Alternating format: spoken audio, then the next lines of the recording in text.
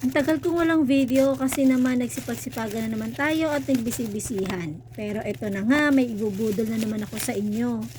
Nakabili ako ng dye shampoo.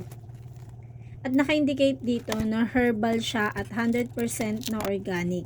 Nakabili ako nito noong una pero sa sachet lang yung binili ko pero hindi siya tumalab sa buhok ko. Siguro kasi parang fake yung nabili ko or hindi siya legit. Pero syempre naghanap pa rin tayo ng legit na store kasi gusto ko talaga siyang masubukan sa buhok ko. But finally, nakakita tayo ng legit na seller at legit na 100% totoo ang product na to. Kita nyo naman sa buhok ko, kumulay talaga siya at ang napili kong kulay ay red wine.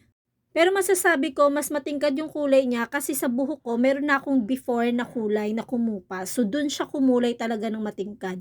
Pero yung itim, yung bagong tubo na buhok, medyo kailangan pa siguro siyang ibabad ng mas matagal para mas kumapit pa yung kulay niya. Pero overall, ang ganda niya. Tsaka, wala na, less hassle na. Isa-shampoo mo lang, kukulay na yung buhok mo. So, ano pa inaantay mo? I-click mo na yung comment section at nandyan lang ang link.